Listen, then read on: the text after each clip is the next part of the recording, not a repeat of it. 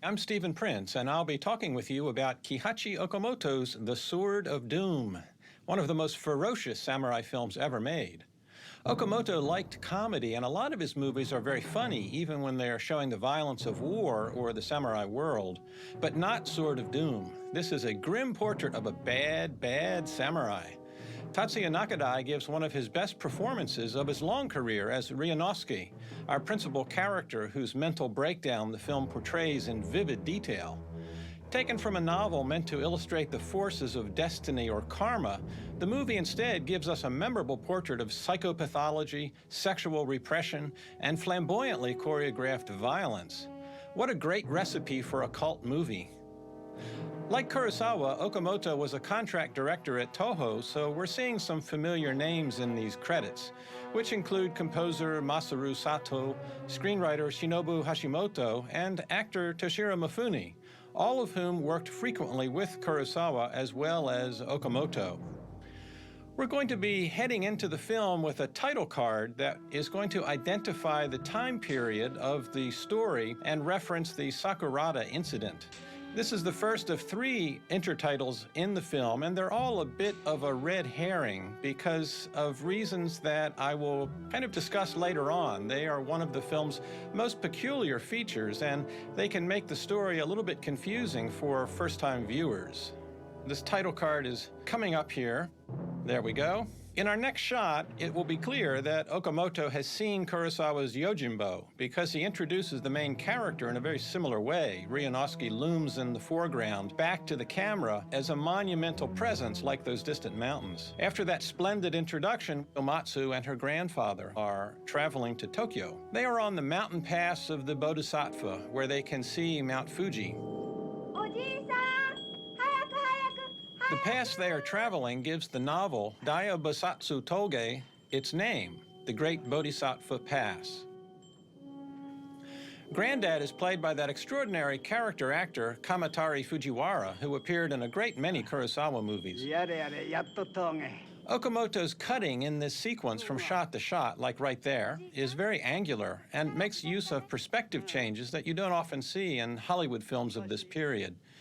In this scene, for example, he uses some 180-degree shot changes, like that cut that we just saw, that make the scene very lively because they are not really what a viewer is intuitively expecting. This very dynamic editing distinguished Japanese widescreen movies in the 1960s, in distinction to Hollywood, where the fashion had been to use a more conservative editing style. Okamoto was a great action director, and many of his samurai movies are classics, and one reason is his geometric sense of space, something that he shared with other great directors in the genre, like Kurosawa and Masaki Kobayashi. Notice the way he frames Omatsu and her grandfather, with the rocks and the clouds and the shrine, filling the frame continuously with interesting arrangements of objects and spaces. This is a very nice linear composition here where things are spread out along the width of the frame. And we've got depth. He's got Omatsu in the foreground and then the shrine there in the very background. So we've got a lot to look at. This is really the great age of widescreen filming. That was a very nice 180-degree perspective shift. When Omatsu leaves for water and Granddad begins praying, we're going to get a series of very carefully composed shots that will move our perspective in a semicircle around Fujiwara in preparation for a great reveal of Ryunosuke. So here we go. Notice how precise these compositions are and the semicircular way in which they collectively shift our view of the action. Now we go to this close-up of Granddad, and then in a moment he's going to shift his head slightly and we'll get a rack focus, and there is Ryunosuke like an angel of death looming against the white clouds. As the bringer of death, Ryunosuke acts in answer to the old man's prayer, but the randomness and cruelty of the killing mark Ryunosuke as a character who stands apart from society, morality, law, and the esteem of others. He's a renegade and a rogue and is beginning a spiraling descent into poverty and madness that the film will chart with unblinking sobriety. Look at this extraordinary reaction shot. Nakadai's eyes are devoid of feeling except for a fascination with the act of killing and perhaps some curiosity about where the life has gone that he has taken. Now look at the shift there, that big change of shot scale from extreme long shot to extreme close-up. Okamoto is very skilled at graphic design, and that's exactly the kind of thing that Italian director Sergio Leone practiced as a trademark. But Okamoto didn't see many Leone films, and so we've probably got an interesting case of movie makers pushing their genres along parallel stylistic paths. Look at that shot. That is really nice. Shichibei, who now enters the film, is Omatsu's uncle, and he's also a thief who disguises himself as a peddler and then breaks into people's houses. He's just robbed Ryunosuke's father. None of this information is clearly presented in the scene. A lot of the story information in the movie is murky or is presented in oblique or opaque ways that can make it hard for viewers to pick it up and keep character relationships clear. These are not typical qualities of Shinobu Hashimoto's scripts. He was a great screenwriter who collaborated often with Okamoto, Kobayashi, and Kurosawa, and whose work includes classics like Seven Samurai, Harakiri, Samurai Rebellion, and Samurai Assassin.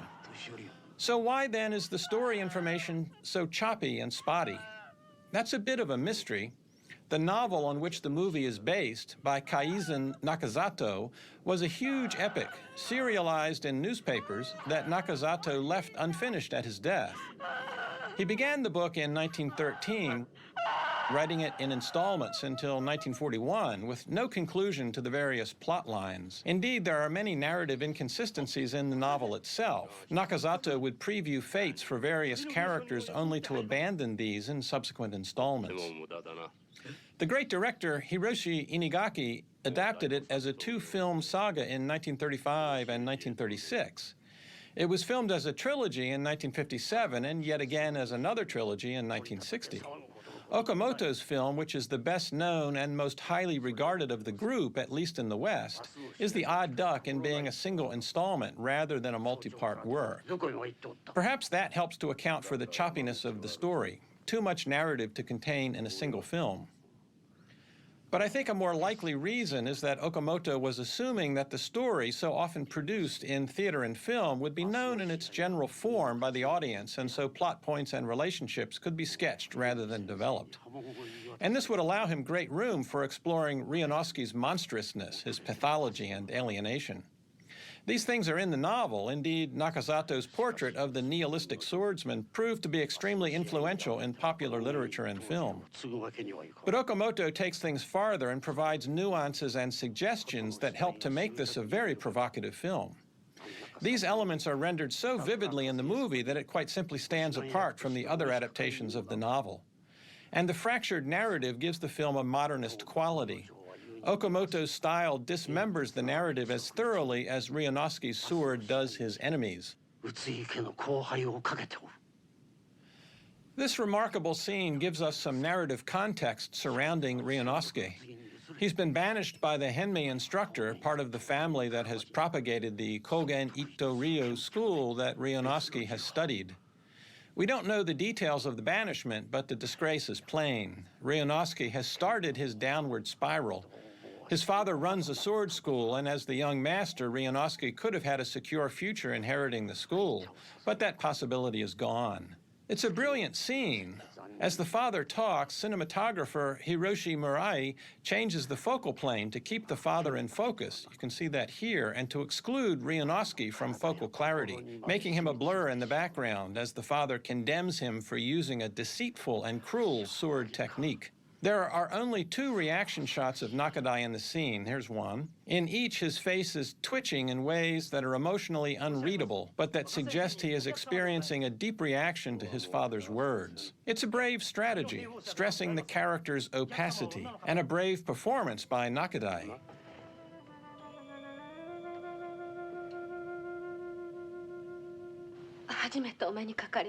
The film's portrait of Ryunosuke connects with our own period in an interesting way. Nakazato composed the novel during the political ferment of the Taisho period.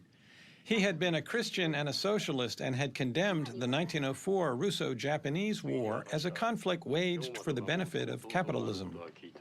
He began the novel 2 years after the government had executed 12 socialists for treason, and the darkness and nihilism of the novel have been interpreted as expressions of Nakazato's loss of hope for progressive politics and a humane society.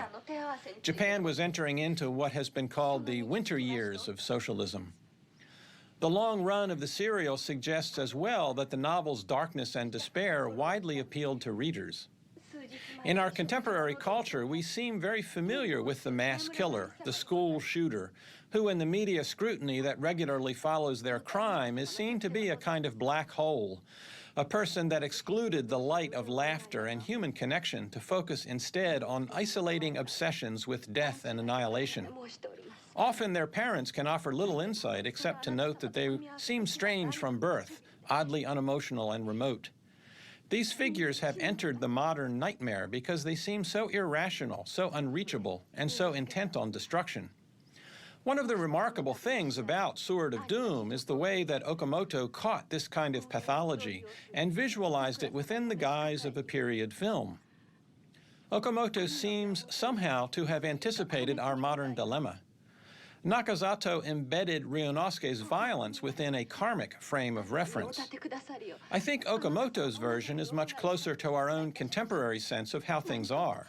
He doesn't explain anything, hence the narrative disjointedness, and he doesn't offer Ryunosuke as a figure symbolic of some larger truth. Ryunosuke's hatefulness and his intent to kill are sufficient unto themselves as truths. One of the great merits of the film is that Hashimoto and Okamoto accept this and don't try to explain it away. They know there is something eternally human in the black hole of existence that the character personifies. So they draw close and find ways to make it visual and visceral. Okamoto is known in the West almost exclusively for his samurai movies, in particular the swordplay pictures Kill, Red Lion, Samurai Assassin, and of course Sword of Doom, whose wild popularity made it a kind of cult movie. As we'll see in this movie, he was a great stylist of sword fight action. But he was a very versatile director, and he worked in different genres. His crime movies and war movies outnumber the samurai pictures that were such hits in the West. Desperado Outpost, his fifth film, released in 1959, is a satirical World War II movie in which Toshiro Mifune makes a brief appearance as a lunatic colonel whose character lampoons Japanese imperialism. As Okamoto said, the film was laughing at the chaos and insanity of the war, and he was very proud of that kind of irreverence. The Human Bullet, released in 1968, is a fierce anti-war satire about a hapless Japanese soldier impressed into service as kamikaze, in this case a human bomb, to attack an American battleship. Okamoto also made more serious war movies such as Japan's Longest Day and the Battle of Okinawa, which lack the sharp political edges of his satires. He was born in 1924 and had reached draft age by the time the war was underway. Living in Tokyo and in love with movies, he was convinced he'd be drafted and killed in the war, so he resolved to see as many movies as he could. That is the mark of a true cineast. He joined Toho Studios and, like Kurosawa before him, became an assistant director in training. But then he was let go because of the wartime slump and worked in an airplane factory before the draft finally did catch up with him. By then, though, it was 1945, and he was only in the military for 8 months before the war ended. Nevertheless, his experiences clearly enabled him to retain a healthy skepticism about the war and the imperial ideology that surrounded it.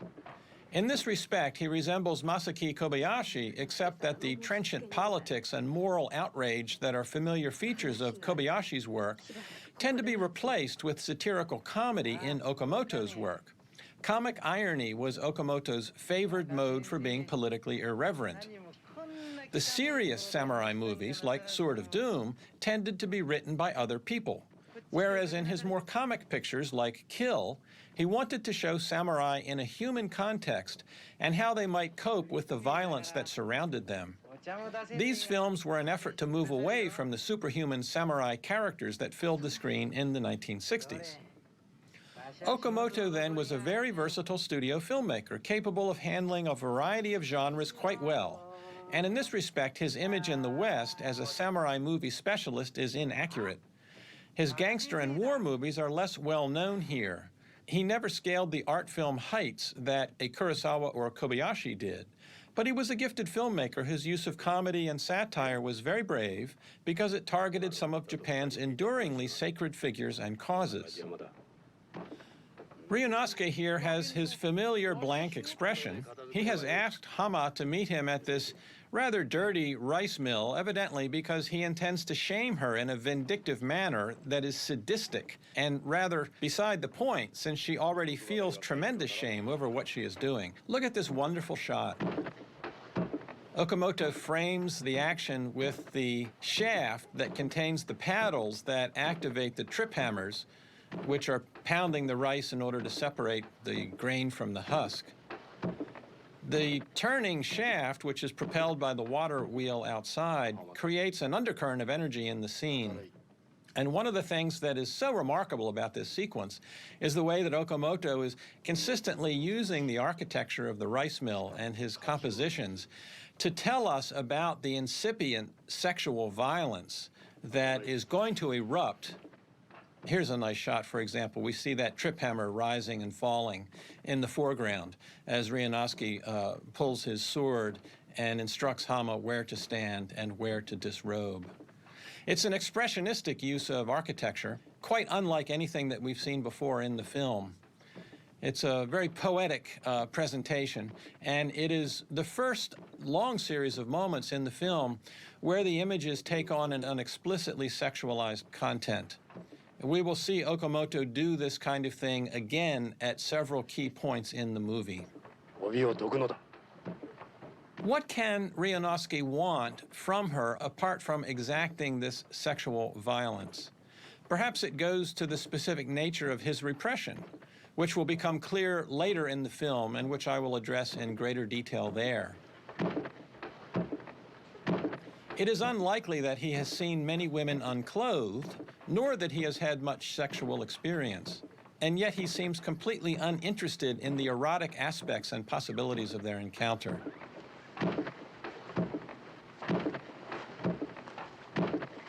There's another great expressionistic shot with the trip hammers going up and down. So it's not the eroticism of the moment that appeals to him, it's the violence that he plans to inflict that interests him and excites him. Okamoto is holding this shot for a long time before that cut, sustaining the tension as he amplifies the sound of the pounding mill.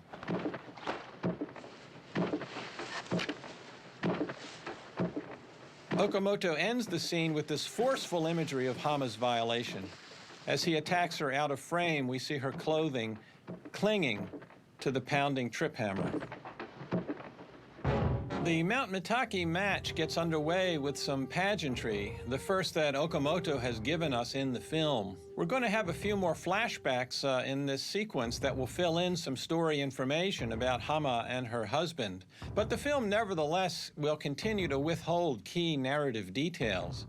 Ryunosuke and Bunojo both studied Kogen-style swordsmanship, but Ryunosuke has been banished from the school, as his credit formerly with indicates. The Kogen style of swordsmanship dates from around 1780, and the Henmi family, as co-founders of the school, helped to propagate it in the ensuing years. Thus, for Ryunosuke to have been banished from the school by a Henmi instructor suggests that he committed some grave offense. Perhaps it was his novel sword technique, amalgamated with Kogen methods, that caused offense. But we don't really know, and this gap in the backstory is typical of the film's very selective approach to narrative disclosure. In this sequence, we will be meeting some characters who are real historical figures, and their presence points to some of the most striking instances of the film's fragmentary approach to storytelling. Remember, for example, that title card that opened the movie and its text? Spring 1860, the Sakurada Gate Incident? That intertitle seemed to promise that we would see a dramatization of this event in the film, but we never do. It's a kind of red herring. It suggests we will see something that never arrives. The Sakurada incident involved the assassination of a very high-ranking shogunate official, Tairo Naosuke, The position of Tairo, or chief elder, placed him second in power to the shogun, and in 1860 he was killed by a group of samurai just outside one of the gates to the shogun's castle in Edo. It was tantamount to an attack on the shogun himself. 2 years previously, Naosuke had ordered the signing of a treaty opening Japan's ports to trade with American merchants. American steamships had arrived in Japan's territorial waters in 1853, and the extension of trade privileges with the West ruptured the institutions of power in Japan, which had maintained an odd dual government with the military leader, the shogun, on the one hand, and the emperor on the other. The treaty engineered by shogun officials defied the emperor, who had ordered the expulsion of all foreign ships, by force if necessary. The emperor's xenophobia opened the door to a wave of politically motivated right-wing violence based around the idea of revere the emperor, expel the barbarians. The conflict over trade with the West ushered in a period of political instability, marked by numerous assassination attempts against officials of the military government, and ultimately brought down the shogunate and helped lead to the Meiji Restoration and the return of imperial rule. The film then builds an implicit contrast between Ryunosuke's nihilistic violence, carried out for his own psychopathic ends, pragmatic, ideologically driven violence. Ryunosuke's pursuit of murder for personal pleasure is carried out against a political context in which fanatics are killing for the sake of an idea. Ryunosuke is a villain, while the imperial assassins are heroes for many. This is the irony at work deep within the story. We're looking now at Serizawa Kamo and Kondo Isami. Although he did not take part in the assassination of Tairo Naosuke, Serizawa, this is Serizawa in the foreground, belonged to the group of samurai from Mito province who carried out the attack and who then committed suicide. Aligned with the assassins, Serizawa at that time was committed to the right-wing campaign against the shogunate and its decision to broker a deal with the Western powers. But as he is explaining to Kondo in the scene, his loyalties eventually shifted, and he decided to offer his services to protect shogunate officials in danger of assassination. He and Kondo will create a squad of vigilantes to fight the right wing. They will form the Shinsengumi, a special police force guarding military government officials, a group that lasted until the fall of the Tokugawa shogunate in 1867. We'll be seeing some of that later in the film. In many respects, the Shinsengumi were thugs who instigated violence, and although the movie portrays Serizawa as being relatively calm, he seems, in fact, to have been quite wild and ruthless, to the point even of beheading some of his own men. Factions of the Shinsengumi turned on him, and Kondo's faction helped to assassinate Serizawa in 1863. In some ways, then, the Serizawa historical figure furnishes the template for the fictional character of Ryunosuke. The impulse to violence, the lack of inhibition, and the betrayal by his own men are precisely what the movie will show to be Ryunosuke's character and fate. With his portrait of the end of the Tokugawa shogunate, Okamoto points to the historical irony of a psychopath making common cause with professional assassins working on behalf of the government. Throughout his war films, gangster movies, and samurai films, Okamoto has been very sensitive to such ironies, and I'll return to this point later on.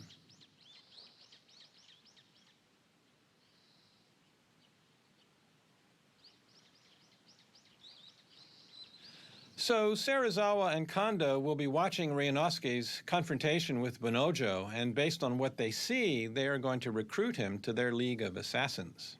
Okamoto is going to hold this very formal shot framed in perfect symmetry for quite a long time before he'll cut into closer framings.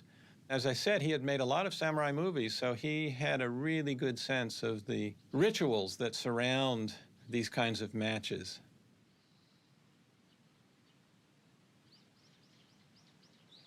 Utsuge is gazing at the camera with an excess of passion that's going to lead to his undoing, and Ryunosuke, of course, is serenely free of thought. We've got two cuts there on the diagonal before he returns to this master shot framing there. Hold this for a while. The stillness is going to contrast vividly with the quickness of the strike that Ryunosuke is going to make once the match gets underway. And Ryunosuke slowly lowers his staff. This is part of his deceitful strategy to relax without tension, to drop back, as we see him do here, and drop back again until his enemy comes into his perimeter where he can strike. And as Ryunosuke drops back, he circles around, which elicits an almost subliminal series of camera moves as Okamoto and his cinematographer reframe the action in a way that suggests a trap that is being sprung without the victim being aware of what is happening. Note as well that Ryunosuke is not looking at Bunojo. This is part of the fatal lure that he's setting. Okamoto reiterates the formal grace of the design by returning to the master shot, and then these push-ins, push in on Bunojo, pull back on Ryunosuke, point and counterpoint. And then a flurry of glances as the experienced samurai realize what is happening, that this is a lethal encounter.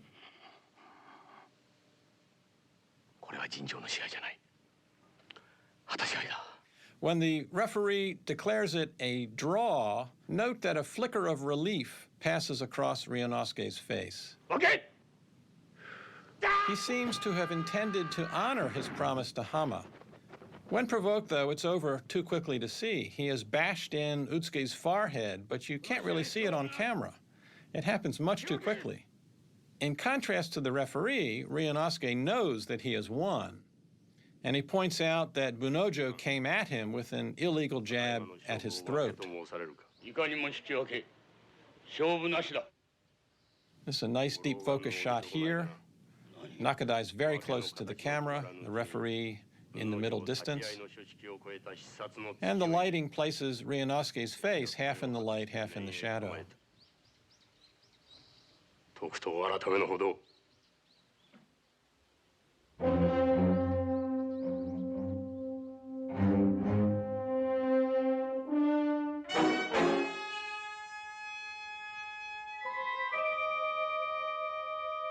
Sword of Doom crescendos in 3 magisterial one-against-all sword fights, and we're now heading into the first one as he walks into a forest ambush laid by friends of the fallen Utsugi. The film was coolly received in Japan, perhaps because numerous versions of the Nakazato novel had already been produced, but it was embraced in the West, and Okamoto's superlative styling of these sword fights, taking them to heightened levels of choreographic mayhem, was a big part of what thrilled Western viewers. The cinematography of the 3 fights is extraordinary, with this one being the most pictorial, as the drifting mist and fog in the woods discloses shafts of light filtering through the trees. And in the scene, the bird calls become part of the music score of the sequence, with Masaru Sato's percussive instrumentation succeeding them once the fighting begins. Nakadai's cool is unflappable and very appealing despite his villainy. When she tells him that 30 or 40 men are waiting for him, he simply chortles quietly in anticipation. And when Hama makes her appeal to him, he will thrust her aside in disdain, but then when we meet them again in the next chapter of the film, they will be living together with a child. And that's a change that is unannounced and unexplained. You can see how pictorial this sequence is, with the backlighting up there behind the trees, and the mist and fog drifting. You have to backlight smoke or fog in order to get it to stand out on camera. Now, as Nakadai moves forward, look at these 3 subjective traveling shots as he moves toward his antagonist, and then a reverse field cut with the camera tracking him. These shots place us as viewers in the middle of the arena, making us personally feel the danger as the various lines of force converge.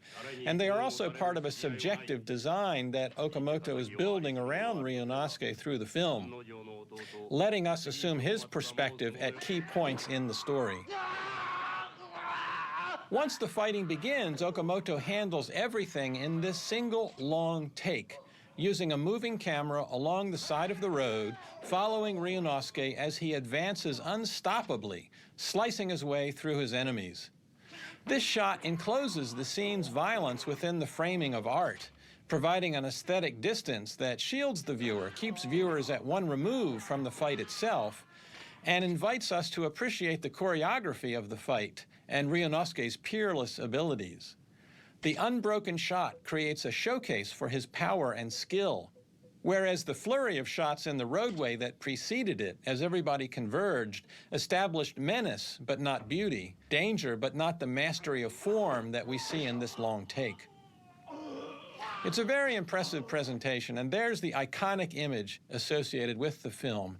And now we get a slow dolly around Nakadai's face, showing the orgasmic pleasure that killing these men has given him. A second intertitle, the story jumps ahead a few years and gives us another signpost for events in the period.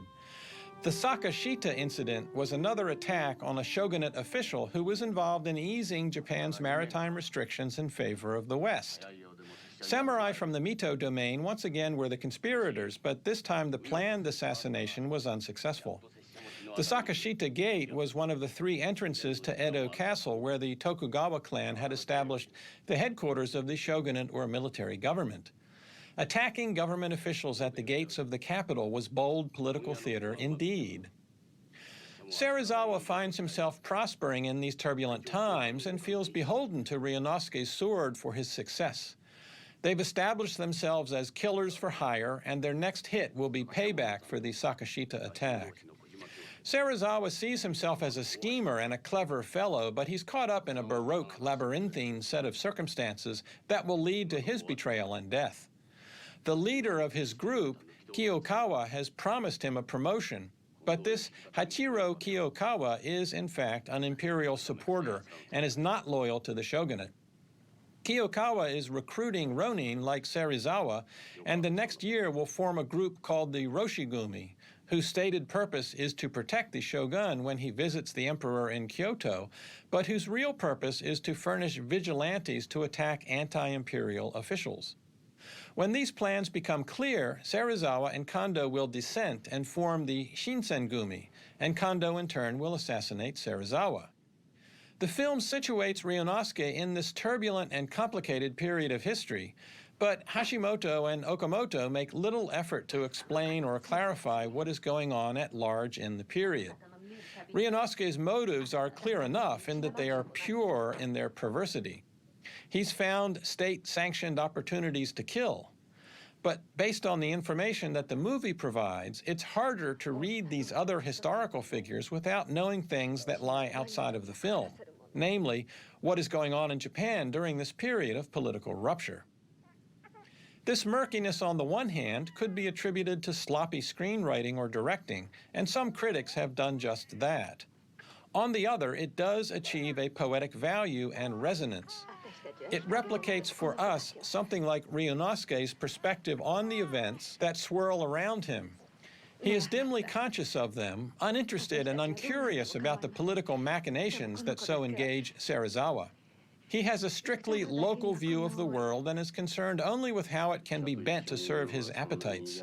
The movie's style, then, doesn't reflect a coherent portrait of the world and its history back to us, but rather a disordered one, disjointed and unconnected. Surely this approximates some of the chaos in Ryunosuke's own mind.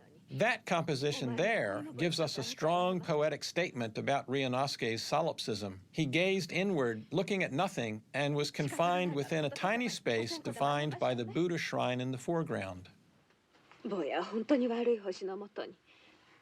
坊やや私がこんな目に遭うの文之丞という人にお詫びの線香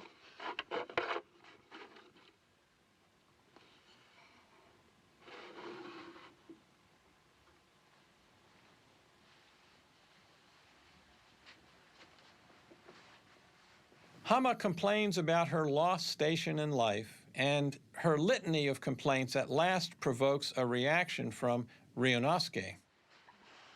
あのまま何事もなく文之丞殿と暮らしておりさえすれば Nakadai is so extraordinary in the film, and especially in this scene. Note the economy of his movements as he flips the sake cup from his hand in consternation at her. Nakadai has always been very cat-like in his movements. And he lies down here like a big cat, stretching out indolently on the floor, his lassitude being the opposite reaction to the anger that we might expect him to express. Without looking at her, he's going to launch into a cruel lecture about their hardship being her fault, that she's brought about his ruin, instead of it being the other way. It's really a diabolical argument. And Okamoto stages the action so that Nakadai languidly faces the camera, his weariness seemingly at odds with the harshness of the things that he's saying. あの試合に先を立てたのは浜という女だ。 In his performance, Nakadai cleverly suggests that Ryunosuke is amused by the outlandishness of what he says, that Hama is a devil, an evil spirit, even as he believes what he's saying, because it is a projection onto her of a truth about himself that he knows only too well. And he gets the reaction he wants from her, as you can see. Yeah.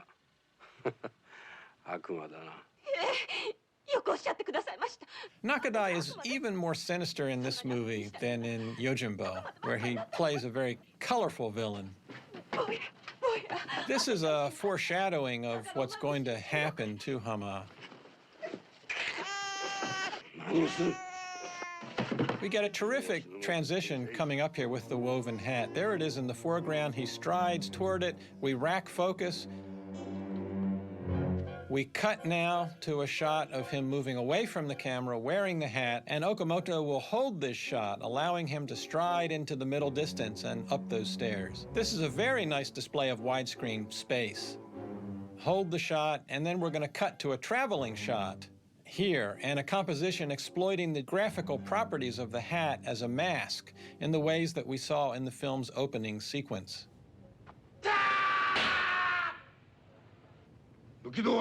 Now, we know that voice. It's Toshiro Mifune playing Swordmaster Shimada. Ryunosuke's motives at this point in the movie are rather unclear.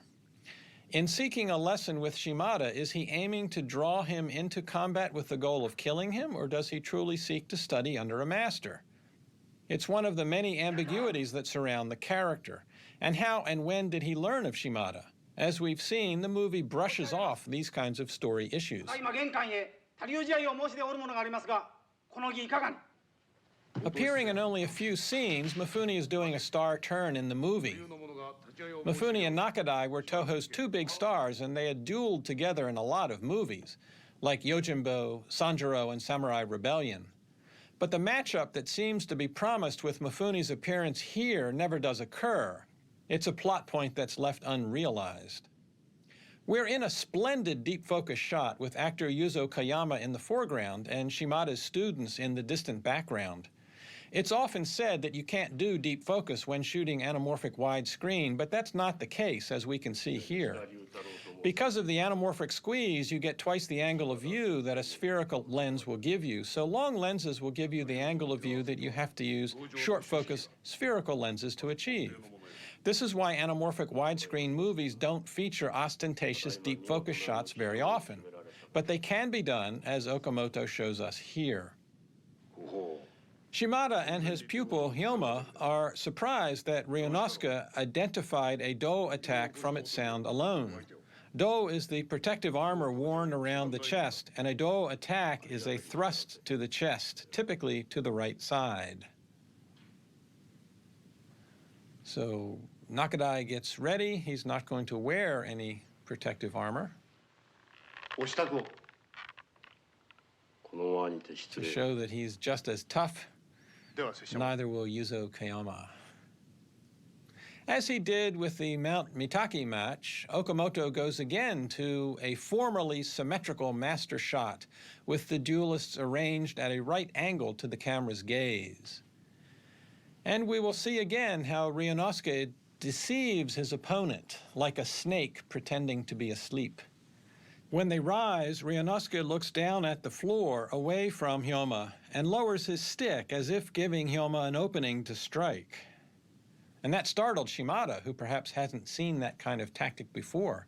But he knows what he's seeing. A deadly swordsman has entered his dojo. When Hyoma steps forward, Ryunosuke backs away. But when Hyoma tries this, Ryunosuke doesn't move toward him. And you can see that Nakadai is not gripping his wooden staff with either hand. The grip is loose and partial.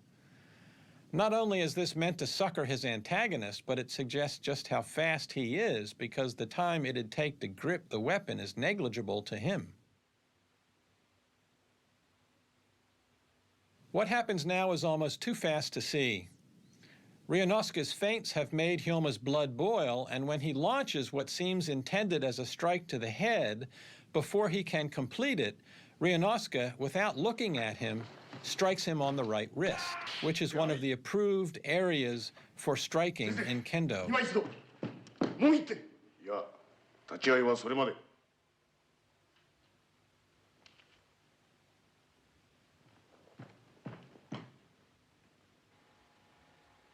吉田氏とやら Shimada will refuse to be drawn into a match with Ryunosuke, who insists with a childlike petulance that he has followed the rules and deserves the match. It's unclear in the story at this point to what extent Shimada recognizes Ryunosuke. When we meet Shimada again in the film, he will know who Ryunosuke is. But at this point in the story, it seems as if these three characters, Ryunosuke, Shimada, and Hyoma, do not know one another. されば島田先生にお立ち会いを願おう。立ち会ってみるまでもないそれにそれがし抜き戸はあまり得意とせんのでな Look at this creepy facial twitch we get here. When he leaves, we go to a strange transition here. Hyoma walking along, obsessing about how to counter Ryunosuke's strategy. This would seem to imply that he now knows who Ryunosuke is. Hashimoto and Okamoto are most perverse in the way they withhold story information. Hyoma is the younger brother of Bunojo, the man Ryunosuke killed in the earlier match. And in the larger story omitted in the film, the reason that Ryunosuke is going under the alias Yoshida is because Hyoma is hunting him for revenge. When they meet at Shimada's dojo, as I've said, neither evidently knows who the other is. But now, in this scene, Hyoma evidently does know who his enemy is, and he's intent on beating him. But as with Shimada, the promised confrontation is not going to occur. These are storylines that do not reconnect. Let's jump ahead now, past the upcoming business with Omatsu and her aunt, and resume at chapter 11. 夕立山ですぐに通り過ぎるしばらくここで待たせていただきたいいや拙者北谷御徒町島田虎之助先生の門に学ぶ宇津木兵馬と申すおまっす。はい。何をしてるんですおまっす。はい。ではごめんなさいませ。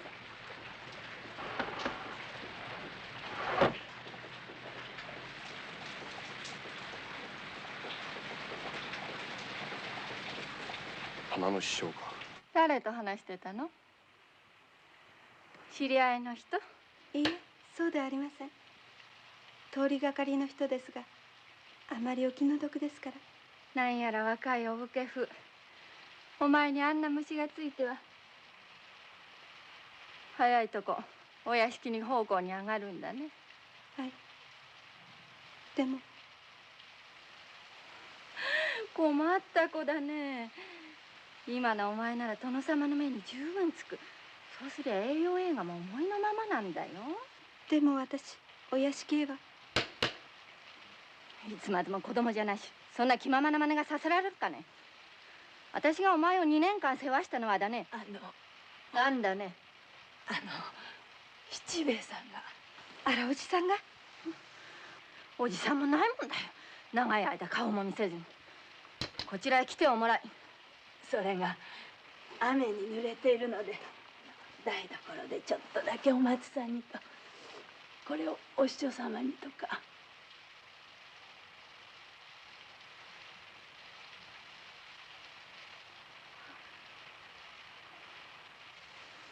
じゃあ早く行っておあげ。はい。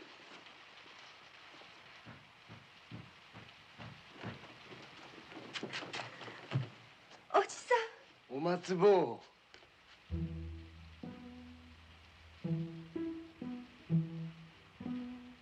まあ、お座り。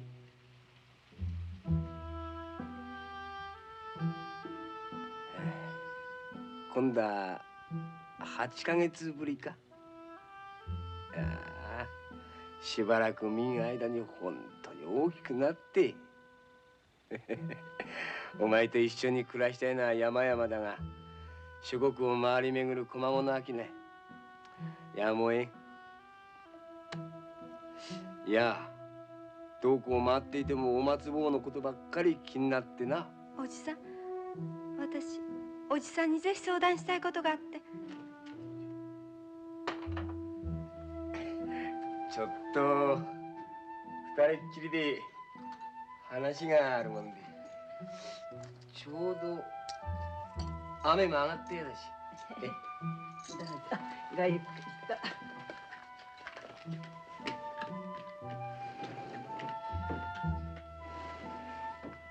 お松坊、相談ってなんだい？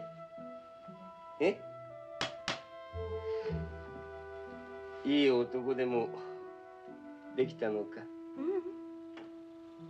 お師匠さんがどうしても神代のお屋敷へ上がれと言われるんです。神代のお屋敷？ここの師匠は確か神代様の先代のお妾。お前が新しい殿様のお目にでも泊まればと。虎の狸の川山用だろうが。別に気に病むことはないよ。でもおじさん。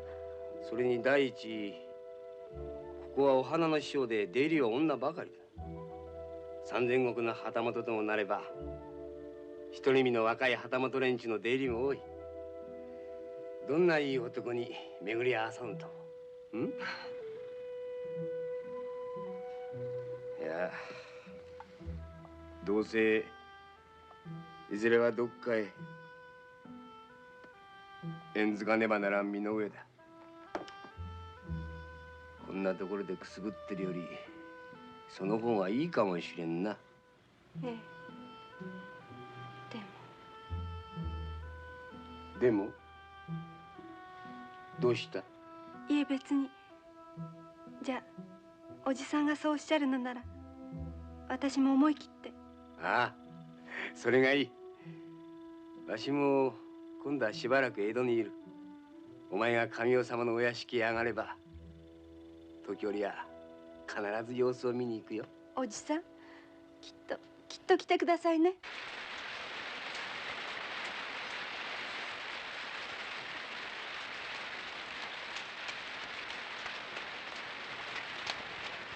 間もなくだ。いや、もう来る。大橋と小島、連れだって水戸屋敷を出た。間もなくだ。小屋の中にお客さんはいねえかい？船を出すよ。待て船頭、今行く。しかし奴ら一体何をもたもたと。吉田氏、船で待つ。今夜は早じまいだ。お客さん急いでくんな。急がねえと待っちゃいねえよ。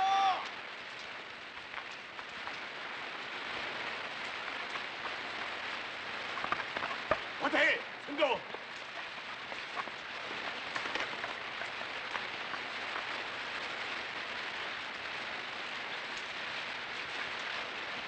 大橋先生。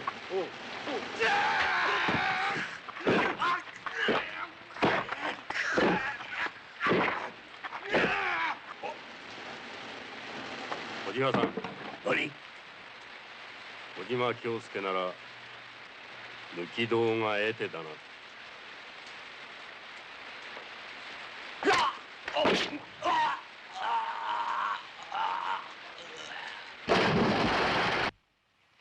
The camera pulls back and rack focuses to Ryunosuke.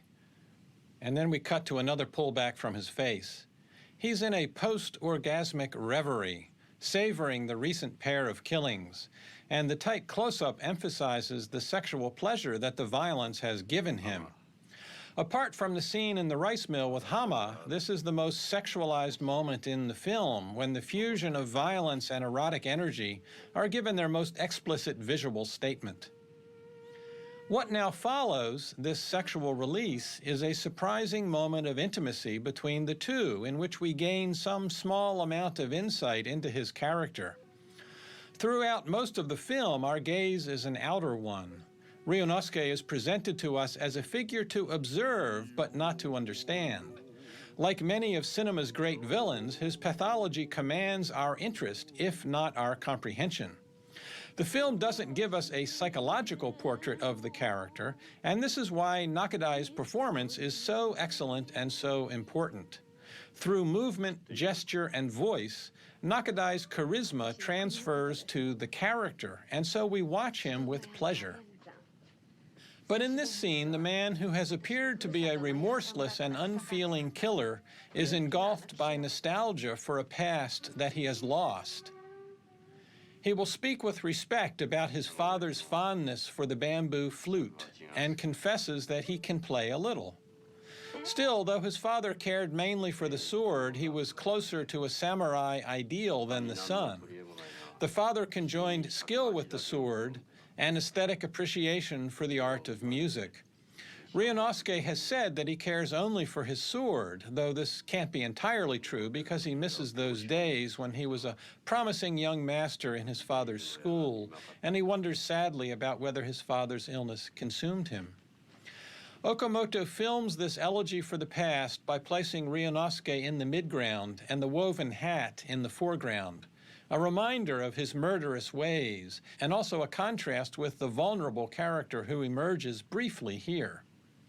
He holds this framing for a relatively long time and uses a frame within the frame to group Ryunosuke and Hama together in a space that is closer and more intimate than had they been separated in the cutting and placed at opposite ends of the frame.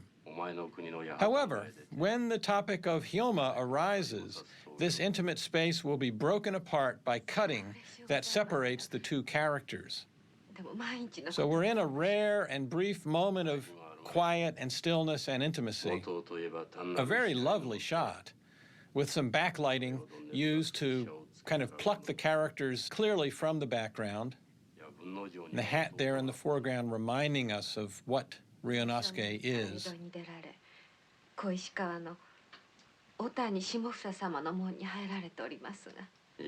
Okamoto very fluidly goes between long master shots and quick cutting as we break apart the characters now. 気になるゆえ、それとなく所在は探ってはみた。それでは多分国へでも帰りに。他の人はともかく。The viciousness of Ryunosuke's character returns as he swears that not only will he kill Hyoma, but he's going to do it in a really nasty and protracted way. The rivalry, the duel between Ryunosuke and Hyoma is one of the major structuring elements of the long Nakazato novel. The duel in the novel is never quite resolved, but they have a number of near encounters, and you get this stark contrast between the virtuous morality of the Hyoma figure, a kind of stock hero, and the villainy of Ryunosuke. In the Okamoto film, the Hyoma character is a more peripheral figure because the focus is more, more central on Ryunosuke.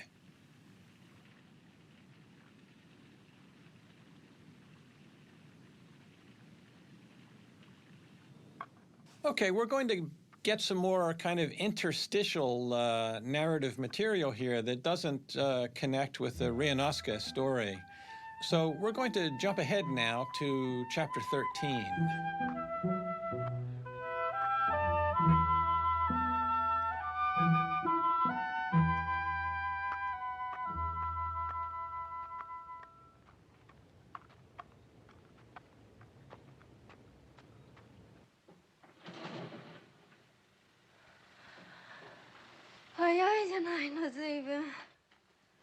五右衛門町のそばで夜明かしだ。あ、門の前変なやつがうろうろしてたね。ああ、やっとあの道具を肩にした25、6のキリッとした男だろ。しわいかそのやっととなんか因果が。私じゃないよ。お目当てはお松。だってお松は神代の屋敷。朝晩うちの前を通るたんびに泥棒猫みたいにうちの中覗き込むんだよ。お松がいなくなってるのも知らないでね。物好きなとぼけた野郎も。しかしお松大丈夫だろうな。どうしてさ。だってよ、世間の評判じゃ神代の我が殿は女嫌いだって言うぜ。今まではね。だけど親父の子供だよ。今に女なしでは夜も日も明けぬようにお松のような女をそばに置いておけばね。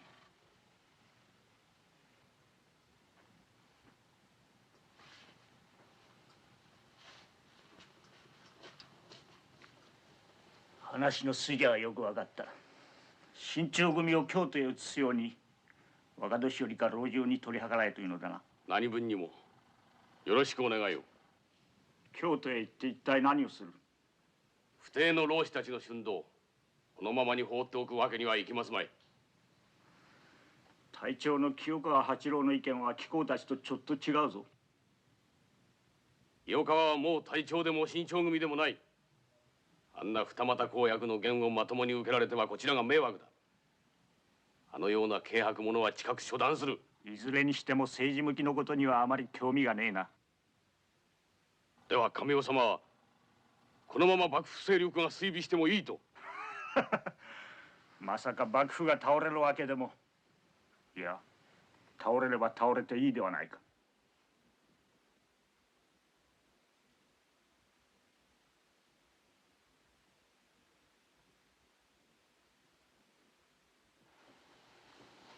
どうせなるようにしかならん世の中だ。それまではせいぜい面白おかしく。酒を出す。少しくつろげ。新潮組は堅苦しすぎら。いや、拙者たちはよりより協議もあれば。そうか。せっかくなのに役に立たずすまなかったな。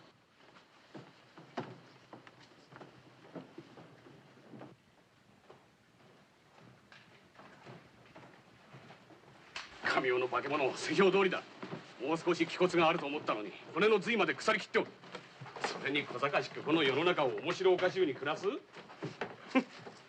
こんなに手をつけることもできぬ片者が何を一人前の口を聞く。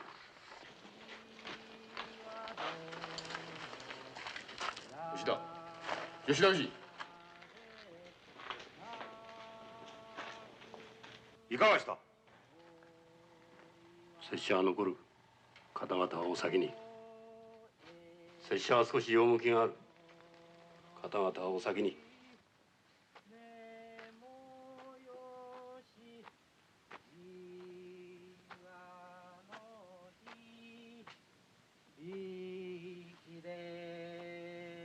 As Ryunosuke steps out of the darkness, Okamoto cuts to a subjective shot here with a traveling camera representing Ryunosuke's point of view as he draws closer to Yohachi. It's a significant use of the subjective camera. It aligns our point of view with that of Ryunosuke. The last time we saw this was during the lead-in to the fight in the Mount Mitaki forest.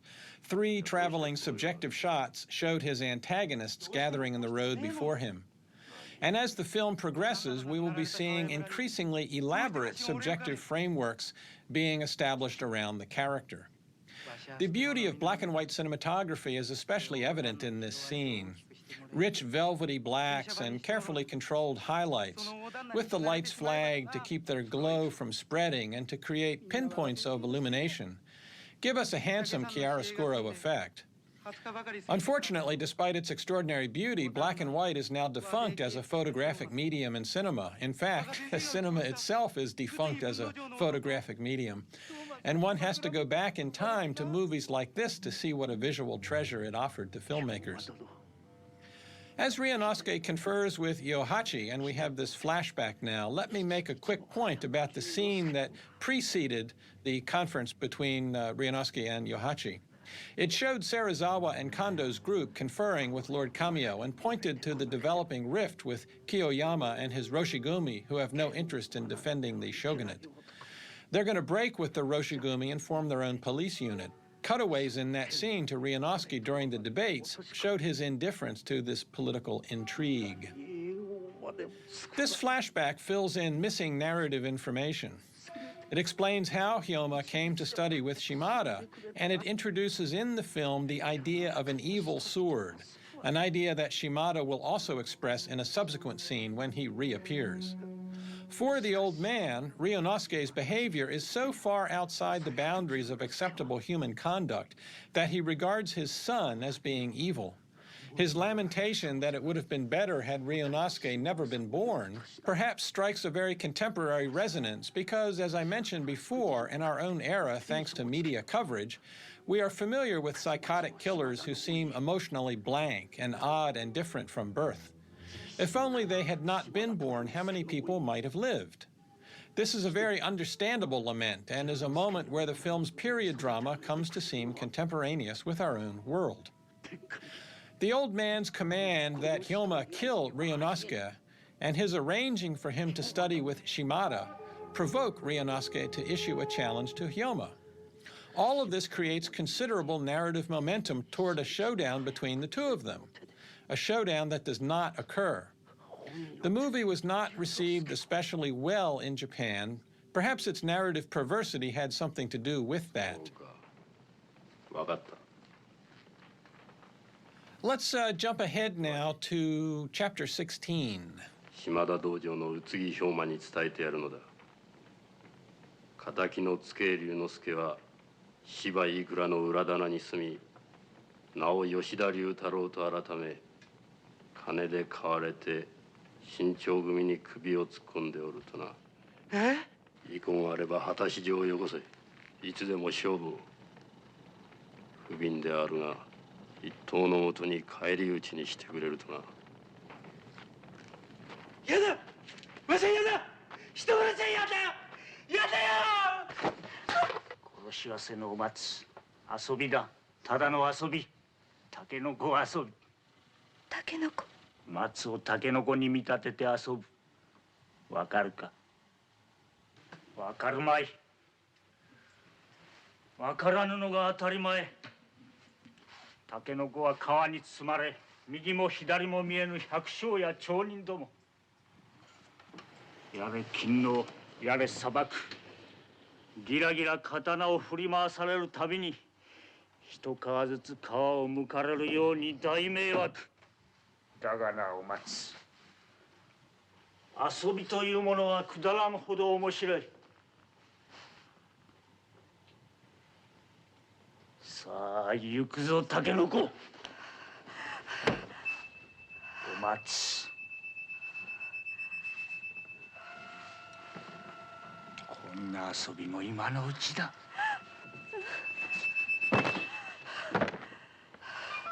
今に侍などというウドの大木は根元から倒れ、タケノコの方がすくすく伸びて強くなる。さあ今のうちだ。串に通りまず帯を切るぞ。ほらお松、次はしごきだ。このしごきを切るのが難しい。さあ行くぞ。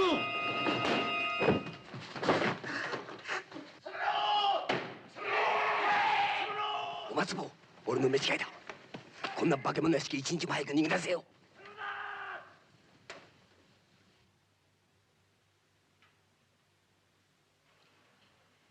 吉田龍太郎が机龍之介か。さように。不思議な剣を使うと思っていたが、あれがおとなしの構えだな。さように。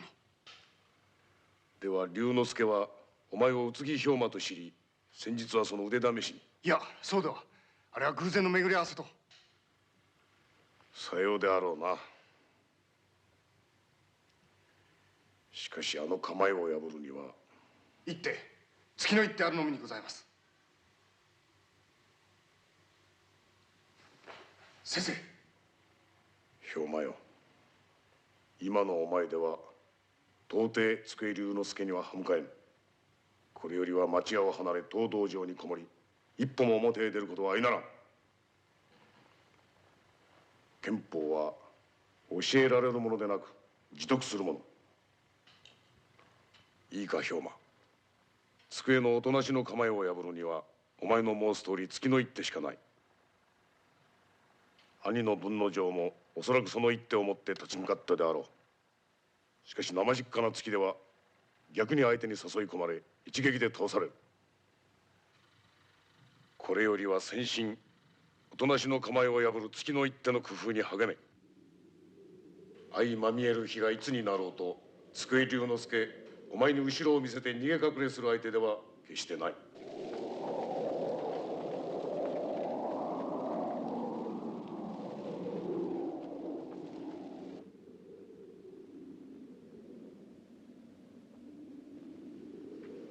いないって師匠、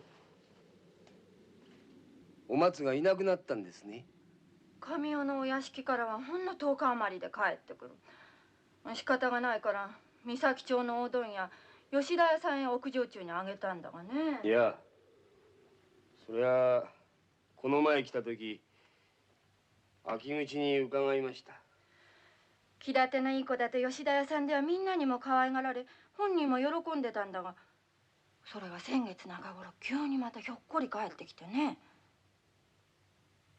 どうして帰ってきたんだって聞いても訳を言わない。もう私もつい尺の虫を起こして当たり散らしたりしてたんだが、それが10日ほど前に朝起きてみるといないんだよ。うちの中にもどこにもね。まあ腹が立つやら悔しいやら、まったくあの子手を焼かせるよ。しかし師匠、お松は私がお宅さんへお預けを。どこ行ったかわからんじゃ私が。いや、お前さん私に言いがかりをつける気かい？竹橋町の慶安の中継ぎとはいえ、お前さんあの子の請人だよ。請人なら請人らしくもう一度本人を家へ。すみません、ついうっかり口が滑りました。お気を悪くなさらないで。しかし一体どこへ。お師匠さん、他に何かお心当たりは。それが分かってりゃ私が連れて帰るよ。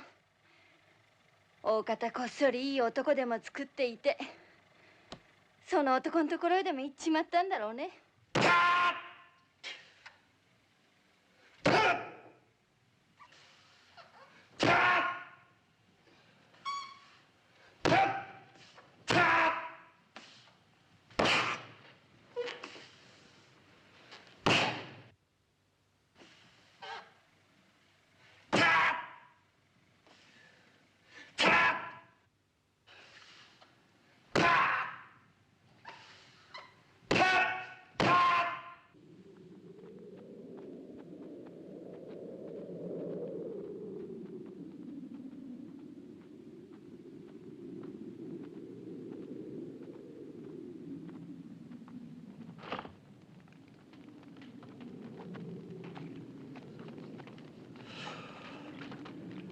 丸の内杉山左京の家だと？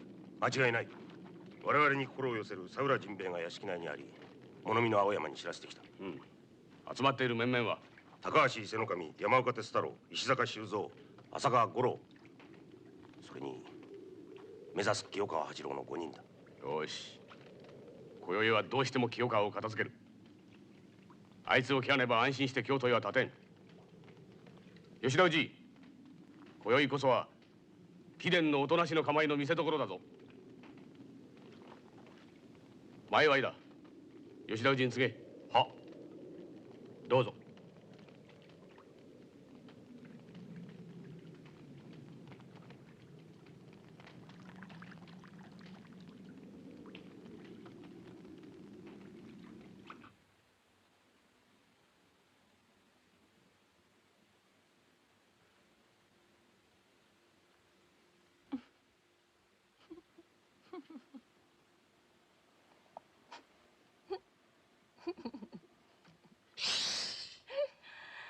ネズミだな。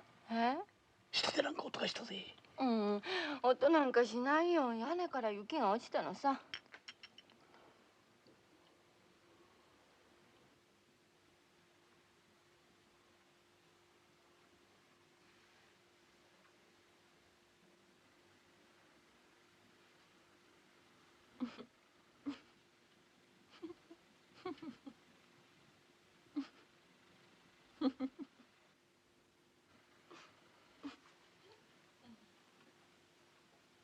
お寒うござんすね。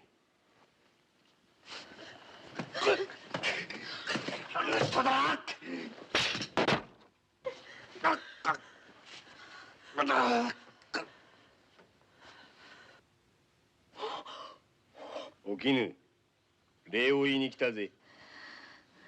今日はよくもすげなく俺を追っ払いやがったな。お前さん。そうよ。ご聖堂の裏はくんら悪党だよ。だがな、生涯にたった一つの罪を滅ぼしと大菩薩峠で助けたあの娘。ところが、その気持ちが深間にはまり込み、今じゃ引くに引けぬ血肉を分けた実の父親の気持ちだ。しっかりと金貯めて楽隠居。やがてはお松の産んだ孫をこの膝にと、それだけを楽しみにしていたんだ。おう！お松はどこへ隠しやがった？それは今日の昼間言った通りで。そうかい。分かったよ。じゃあ今からたんまり恥かかしてやら。おめえをすっぱだかにして踏んじまり、こいつと一緒に表の道へさらしてやら。許して許して。言います言います。お松は売ってしまいました。京都へ。なんだと？京都へ売った？その人が人買いを連れてきて江戸ならばれる。いっそ京都へと。京都のどこだ？島原です。この野郎！よくもお松を泥水の中へ。俺の夢も一緒に。この野郎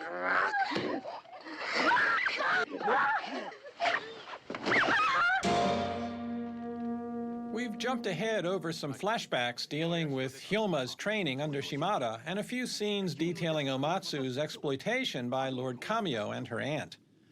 Because the Nakazato novel was so long and so episodic, composed in installments, it had numerous subplots, and the Ryunosuke plot was not as central as it has been in the various movie adaptations. In Sword of Doom, the Omatsu material never quite links up with the Ryunosuke material. So now we rejoin Serizawa and Kondo as they plot to kill Kiyokawa for being so derelict in protecting the shogunate. In fact, Kiyokawa was assassinated by agents of the shogunate when his imperial loyalties became clear, so the story premise here is not so far-fetched. It enables Okamoto to give fans of samurai movies something they've been waiting for since Toshiro Mifune's appearance earlier in the film. A splendid one-against-all showdown. And Okamoto is not going to disappoint us. This will be the second of 3 standout battles in the film. Since he's got 3 fights and wants to make each one memorable, Okamoto's got to make each one distinct, and he does so by finding a unique visual treatment for each. If the first took place in a foggy forest, this one will be in snow and an open roadway. And the cutting and camera work will be much more dynamic in this sequence. The forest fight was choreographed mainly as a single extended moving camera shot, in which the action flowed parallel with the camera's movement. This one will have much more cutting and a more dynamic staging in depth. In these shots, as the assailants close in on their target, you can see how Okamoto fills the widescreen frame with action and fully uses all of its coordinates. Not just the width of the frame, but bringing characters into the shot from behind the camera along what is known as the Z-axis, the one that travels parallel with the camera's gaze into the depth of the image. Here is a marvelous composition using the Z-axis. The stone wall juts into the foreground and connects with the would-be victims traveling into the frame along the camera's line of sight. Then a striking change in the geometry of space as we have this shot where everything is spread out along the width of the frame and the camera traveling parallel with characters in the background, the graves in the foreground giving us some nice depth in the composition. Then some diagonal movements across the frame as we shift our axis of action. Characters rushing into the frame from behind the camera. The palanquin is surrounded, a series of quick shot changes, and in the next moment, Mifune is going to burst out of the palanquin with astonishing speed. Watch this. His speed was always one of his greatest attributes as an actor. Look at that. When he slices that first attacker, we get a cutaway to Ryunosuke there, and then a reverse angle here from his perspective. During the fight, cutaways are going to show us his reaction, which proves to be one of paralysis. He's going to find that he can't act, can't attack Shimada. He's unmanned, emasculated by Shimada's prowess with the sword. We're going to get some conversation, and then in 3 brief shots, Mifune kills and maims 2 attackers. The dismembered hand brings to mind Yojimbo with the memorable severed arm. Okamoto is running several cameras at once, and we get an axial cut there to a telephoto perspective. You can see the longer lens gives us a slightly softer image and makes things in the frame seem more crowded, as the attackers seem slightly bunched around Mifune. And then we get a strange sort of camera move back to Ryunosuke's face. His expression is always unreadable. Men enter the frame from the Z-axis and attack from behind. And then a diagonal framing as Mifune moves along the wall and dispatches another victim. Look how close the victim is to the camera when he pivots and falls here. The cutaway to Nakadai again is really mysterious. The reverse angle cut here is a shot that shows Ryunosuke in the same frame with Shimada and the attackers, allowing us to witness things over his shoulder. It's another of the subjective framings that Okamoto has been giving us with Ryunosuke. Now the fight plays as a projection of his mind screen. Is it a fantasy of his deepest desire or of his worst nightmare? In either case, it's going to leave him more crippled than he has been.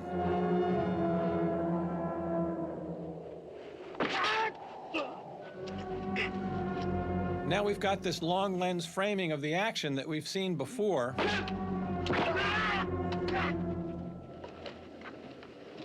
Character falls into the foreground, a cut to Ryunosuke, paralyzed and hypnotized by the spectacle. And now this shot, we can recognize it for what it is. It's a subjective view from Ryunosuke's perspective. We've been inside his point of view at numerous moments in the scene without realizing it. From this moment on, Ryunosuke will be descending into psychosis. And the attack on Shimada is the traumatic event that initiates his break with reality. This is a turning point in the story, and it bears close scrutiny. Perhaps what has happened is coded in terms of the masks and denial that a hidden subterranean existence adopts in order to escape scrutiny from the political repression of a sexually closed society.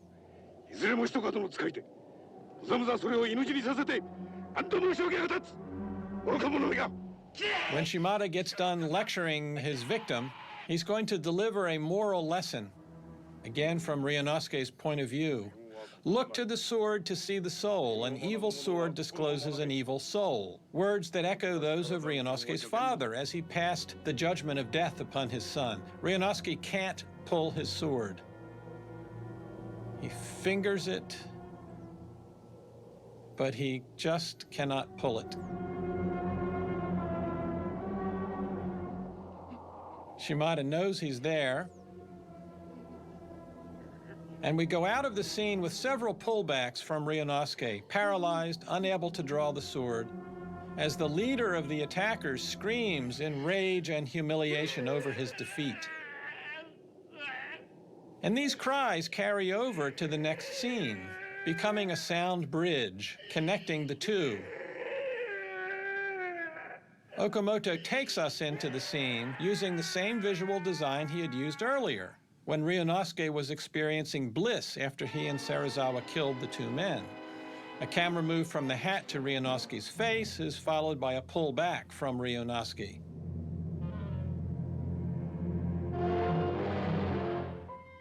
A cut to Hama, and then a slow push in on his face as Sato's music suggests the turmoil that is roiling his mind.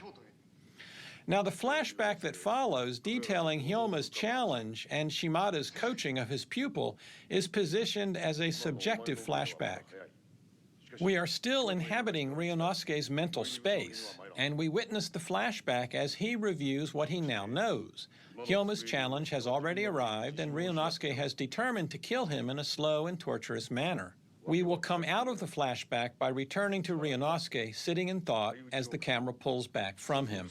The positioning of the flashback demonstrates Okamoto and Hashimoto's continuing interest in establishing a subjective framework around Ryunosuke. While they remain teasingly ambiguous in their presentation of this character, offering him frequently as a cipher, an often unreadable character, they also invite us to inhabit his mental space by using sound, camera perspective, and the sequencing of events to project Ryunosuke's mind screen onto the body of the film.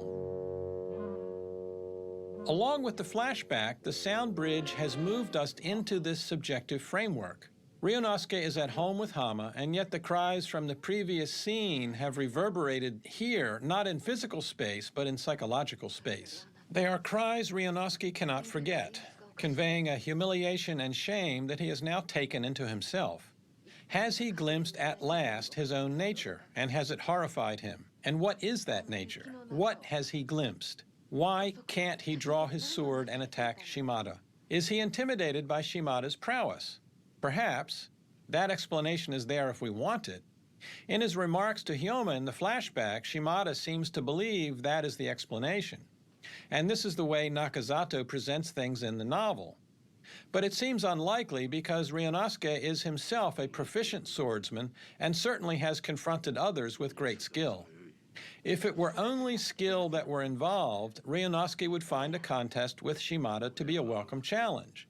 And it's one he sought earlier when he visited the dojo and had to settle for a contest with Hyoma.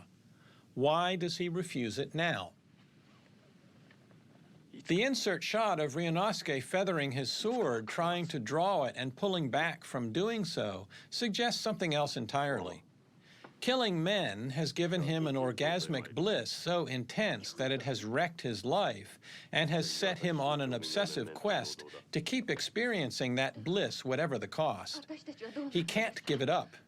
To keep it, he's given up all the trappings of social success that were his due and his expectation as the son of a prominent sword master who ran his own school.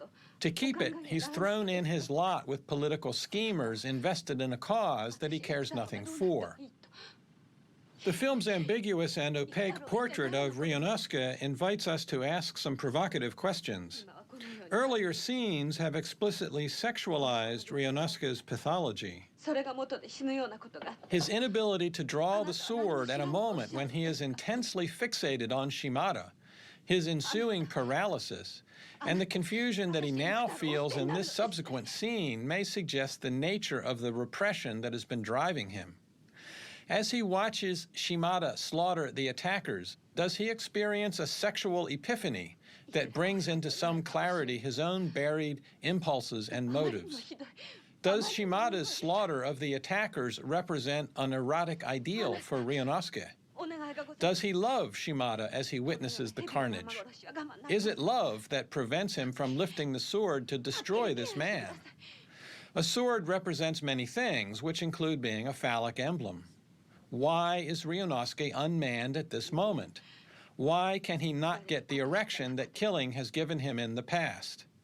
Does the evil sword represent not just the wanton, pleasurable killing of others, but also a love that cannot be openly acknowledged and must be repressed? Ryunosuke loves to kill men. Does he also love men?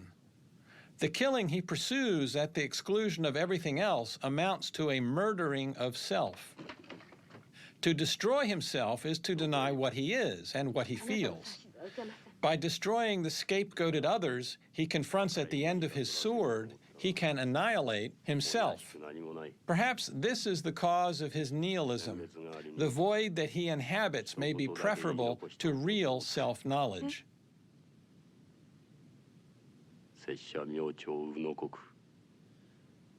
Nakazato's portrait of the nihilistic swordsman Ryunosuke proved to be very influential on movies and certainly also in literature. For example, it's interesting to think about whether the very popular figure of Zatoichi, the blind swordsman, owes something to the Nakazato novel. In the later sections of the novel, Ryunosuke is blinded in an explosion, but he remains a sword master, a blind sword master. So perhaps one of the influences that operated on the Zatoichi character is this nihilistic swordsman created by Kaizen Nakazato.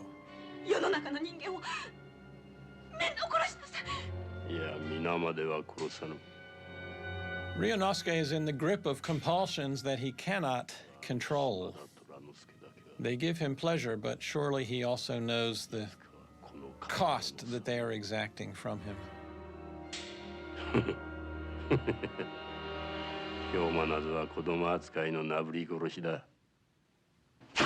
Hyoma, played by Yuzo Kayama, continues practicing his attack to the throat. Kayama had become one of Toho's biggest stars after getting into movies in 1960. He was also a popular music recording star, and he appealed to a younger generation of moviegoers than did Mifune and Nakadai. Kayama had already worked with Okamoto, appearing in his early crime films Blueprint of Murder and Big Shots Die at Dawn. Surely one of the great movie titles, even if the movie itself isn't so good. He appeared in Hiroshi Inagaki's 1962 version of the 47 Ronin saga. Kayama also had a supporting role in Kurosawa's Sanjuro and a much bigger role in that director's Redbeard, where he gives a very sensitive, splendid performance as a young doctor working in a slum clinic. Then he starred in 1965 in a remake of Kurosawa's first picture, Sanshiro Sugata. Okamoto himself directed a later remake of this film in which Tatsuya Nakadai appears as a judo master. Kayama stayed active with film roles into the 2000s. He doesn't really have a lot to do in this movie, however, and when he's on screen, he mostly is reprising the kind of pupil roles to Mifune's teacher that he played in Sanjuro and Redbeard. Meanwhile, Ryunosuke continues to fall apart psychologically. While he experiences his nightmare, Masaru Sato's music reprises the turbulent notes that we heard during Shimada's slaughter of the Roshigumi, which so unnerved and unmanned Ryunosuke. This cutaway to Hama, the pause, and the reverse angle insert of the knife, perhaps at first is intended to mislead us into thinking this is yet another suicide attempt. But Sato's music is unnerving as we realize that Hama is preparing to attack Ryunosuke. Sato's scoring of this action shows how thoroughly westernized movie music in Japan had become at this time. You could play this score in a similarly tense scene in an American movie and it would fit just fine. When she does launch her attack, we're going to get a very brief shot from Ryunosuke's position on the tatami mat. She's going to leap toward the camera right there, toward us, at us, making this yet another of the film's subtly subjective passages, even though, strictly speaking, Ryunosuke does not witness this with his eyes. So the camera perspective cannot be what he sees, but he did perceive the threat, perhaps heard it, because he rolls and thwarts the knife thrust, and then looked disbelievingly at her. His world is falling apart in numerous ways, now with an attempt on his life by his common-law wife. Okamoto gives us some very nice traveling shots as he chases her down in the snow. This is probably an indoor studio set.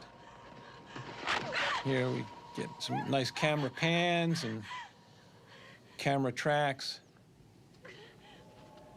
And his grin looks positively psychotic as he corners her at last rather cruelly in this icy cold water.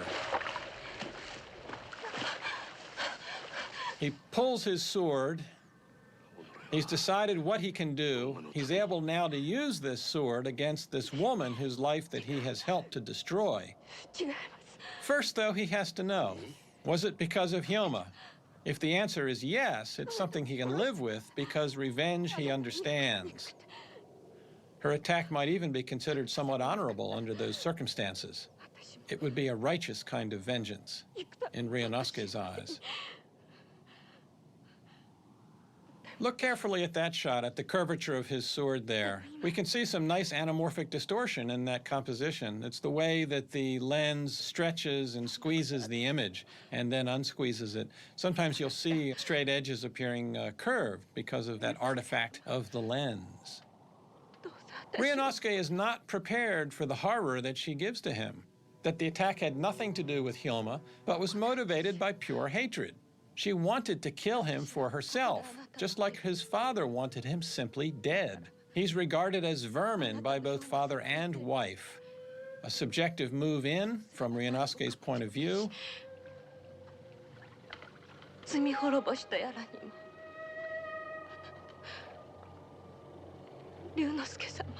With the sword thrust, Okamoto will cut to the screaming child, whose cries are accompanied by a rare use in the film of the no-con flute, whose shrill notes lend themselves well to this kind of emotional finger-pointing.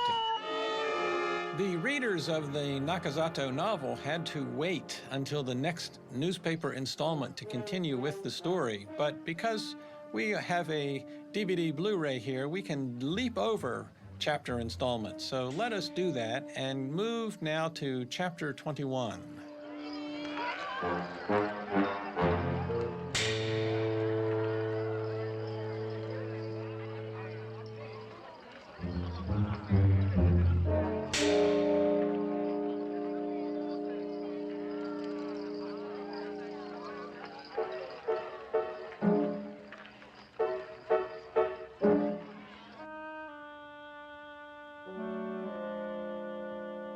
江戸には帰りたくはないんだな。はい。帰っても誰一人頼る身寄りがあるではなし。じゃあお松坊はどうしても京成に？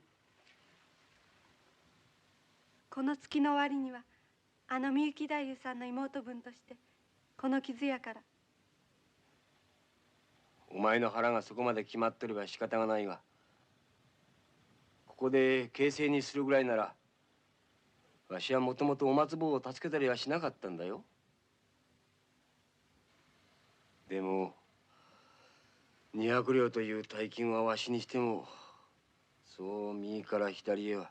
いいえ、いいんです、おじさん。おじさんには今までに。いや、よくないよ。わしは大阪と堺に取引先もあるし、少し駆けずり回ってみる。それまではお松坊、京成にだけは。ごめんやす。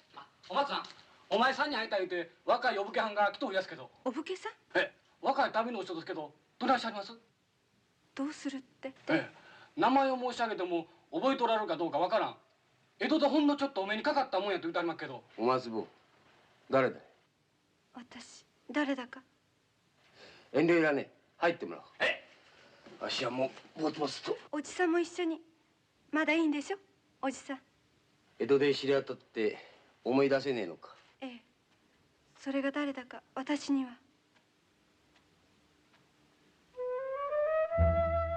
失礼つかまつる。拙者はいつや雨の日に。存じております。御徒町の島田道場の宇津木様とか。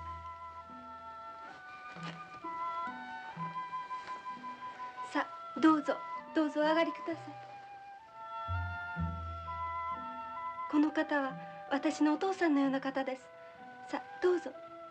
遠慮いりません。さあ、どうぞどうぞ。お松坊、この方とは江戸で。いえ、ほんの一度だけお目にかかっただけです。一度だけ。拙者所用があって京都まで参ったのですが、思いがけないところであなたを見てびっくりいたしました。京都へは何か？はあ、ちょっと人を訪ねてきました。お松坊、わしはちょっと遠慮した方が。いや、拙者はすぐに。宇津木様、お人を訪ねて見えたとのことですが、この京都には長く。今のところはいささかその見当が。じゃあ誰かを訪ねて見えたんじゃなしに探していらっしゃるんですね。はあ、まあ。人探しってのは大変ですよ。何かお目当てでも？目当ては一応あるんですが、それがなかなかに。失礼ですが、お探しになっておられるのはお武家さんですか？それとも。いや、それにはいささか事情がございました。あ、お松さん、今夜のみゆき台の座敷は土屋だせ。お客様は新選組の方ですね。へえ、また身分の暴れん戻すわ。お松殿。お松殿は新選組の方々を。はい。副隊長の近藤さんがみゆき姉さんを大変ごひいきにしてくださるものですから。宇津木さん、あなたがお探しになっておられる方はその新選組でも何かご関係が？宇津木様、もし私にできることでしたらどんなことでもどうぞご遠慮なく。宇津木さん、あなたのためならお松坊は片肌でも両肌でも脱ごうと言ってるんだ。遠慮はちょっと水臭すぎますぜ。実は新選組の中に吉田龍太郎と申す者がいるはずなのに、壬生の屯所には所在していないのです。吉田龍太郎。それは仮の名で、本名は武州沢井の生まれで机龍之介というのですが。武州沢井生まれで机龍之介。行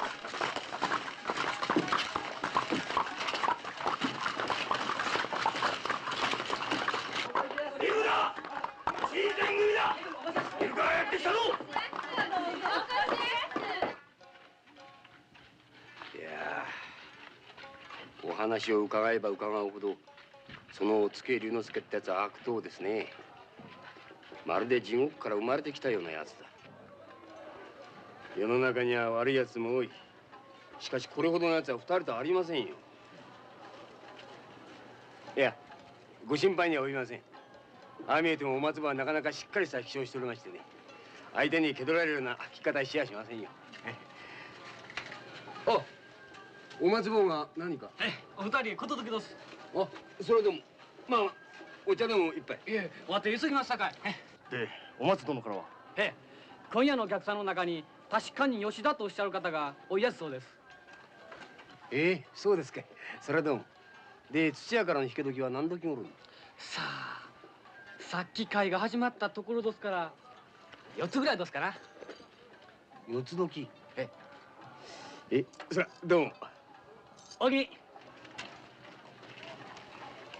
どうします？いることは確からしいが。今宵打つ。今夜？逃せばまた機会を改めねばならぬ。土屋から出るのを待ち受け後を追い、人気のないところで名乗りを。そいつはどうかな。何？相手は人角以上のやつ。後をつけたら蹴取られますぜ。やるなら土屋から出てくるのを待ち、出会い頭の一発勝負だ。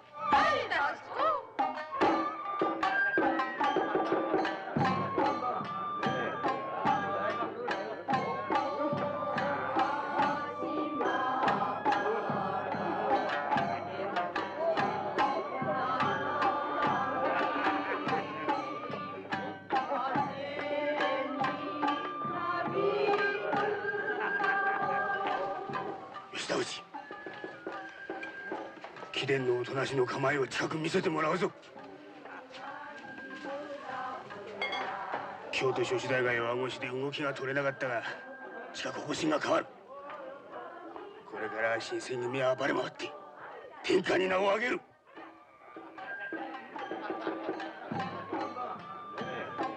女、そこの女、来い来い。時々ここで顔は見るが、名は何と申す？松と申します。年は？当ててごらん遊ばせ。18から20歳の間だな。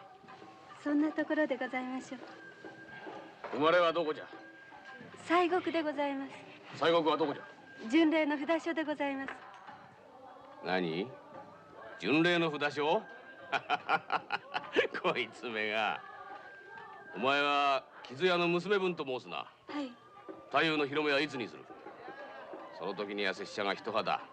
いや、水揚げはこの拙者がしてやる。新選組の隊長芹沢鴨がな。いいな。もうよい、行け。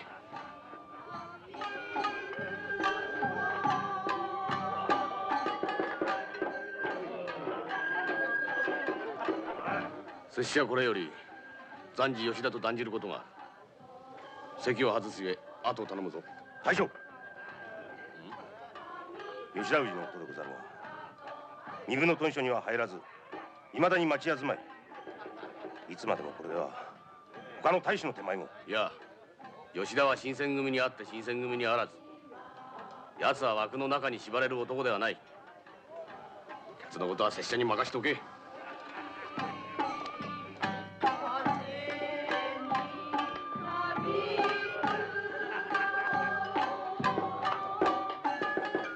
貴公にちょっと話したいことがある。暫時別室へ来てもらいたい。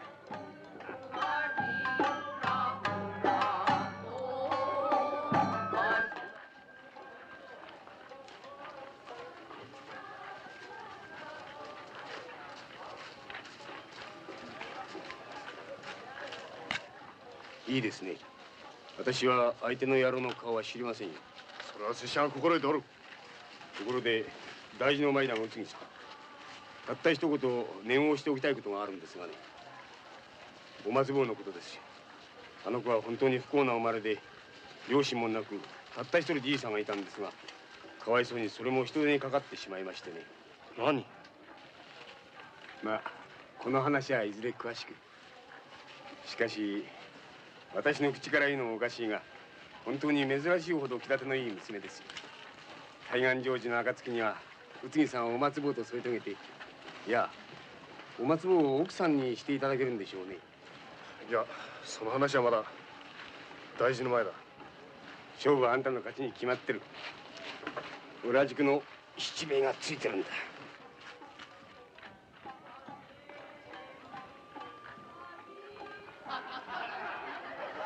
何もそんなきつい目を。私は諸国を旅にかける金目のものを持った熊物商い。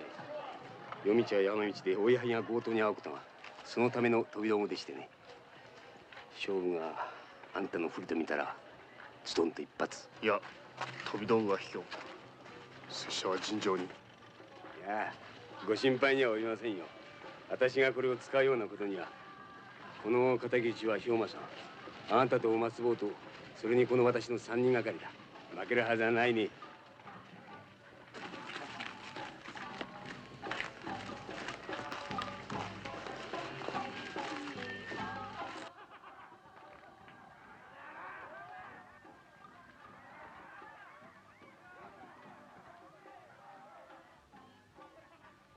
近藤勇を殺す。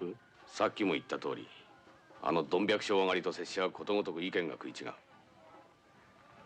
このままでは新選組の統制は難しい。近藤さえいなくなれば土方は拙者についてくる。なるべく早い方がいいのだ。いや、一刻でも早い方がな。いよいよ今宵決行するのだな。ここがしければ、いや必ず中座をして四条烏丸のめかけ、青梅のところに出かける。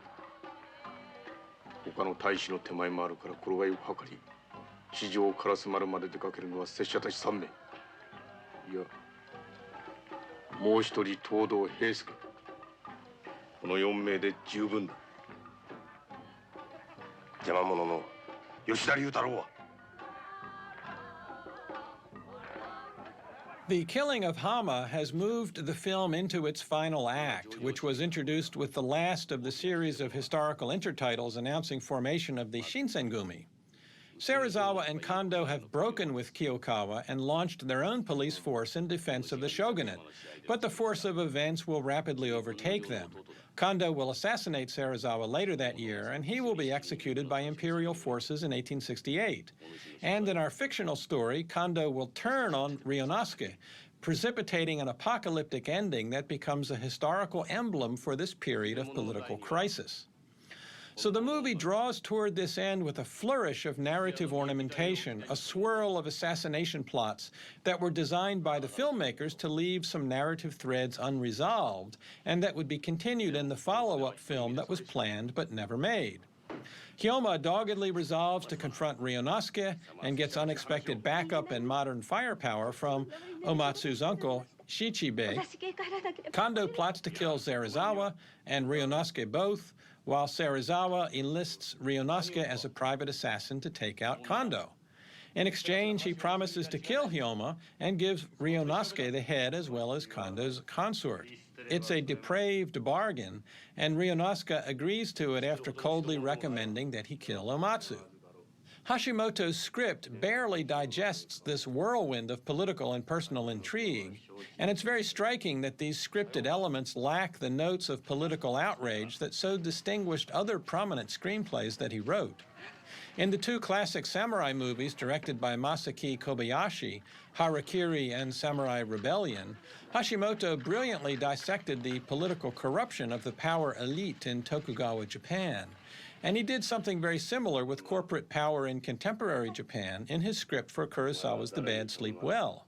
Sword of Doom evokes the political crisis of the late shogunate years, but this remains background context rather than core narrative material that Hashimoto makes into a political argument, as he did in the Kobayashi and Kurosawa films.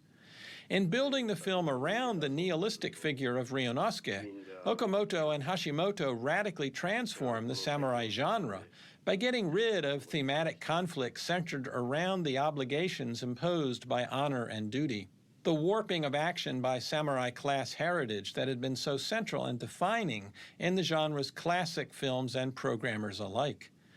Ryunosuke is not conflicted about these things. His obsessions have taken him entirely beyond them. This film is about psychopathology and violence, not class heritage or a conflict between duty and desire or inclination. The film is stripped down and purged of that kind of thematic material, imposed by the weight of tradition in the genre. Ryunosuke's evil sword has cut the film loose from all of that.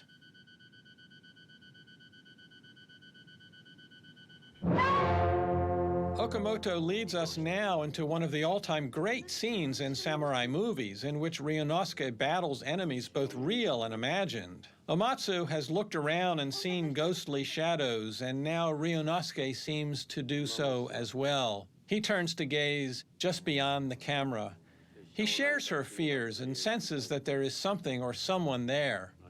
Her subjectivity has intruded upon his. It's another of those moments where the film privileges his experience of events, where his mental projections will be harnessing the visual designs of shots.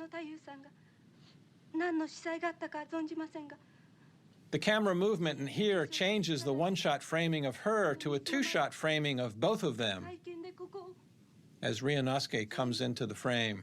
And then a reverse angle cut here holds them in a new frame until, as if sensing that turbulent shadow that will appear on her shoulder, she will react to it.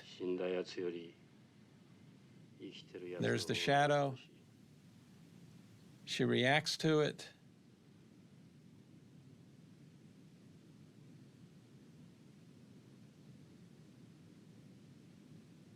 There must be something there, she feels. And we cut back to Ryunosuke. The wind takes him into the past, to the events at the film's beginning, and launch us into the film's most extended and stunning subjective sequence, in which Okamoto uses the poetics of light and sound and composition to evoke the phantoms that are now stalking through Ryunosuke's disorganized mind.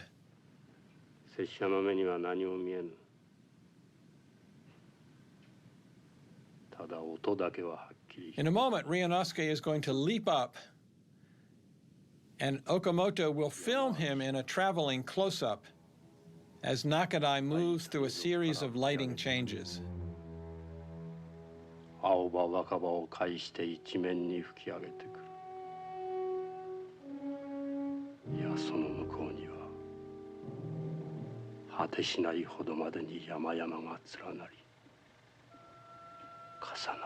Right now, the camera framing is in a relatively realistic fashion. We're in a plausible room upstairs at the inn, a single room defined by these hanging curtains.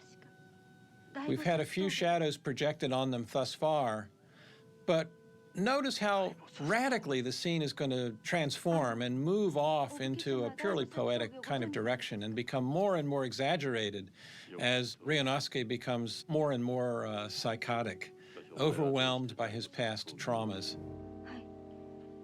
一度通ったことがあります。上り下りとも6里もある難所でございました。 On the one hand, it may seem unlikely that he would be a figure haunted by crimes of the past, but this could be some of the karmic frame of reference that was in the Nakazato novel that is resurfacing in the Hashimoto screenplay. He leaps up, and Okamoto films him here with a traveling camera close-up and has Nakadai move through a series of lighting changes. Look at the key light in his eyes, a strong key light that accentuates the intensity of his gaze at the camera. And the lighting changes and shadows visualize the turbulence roiling his mind.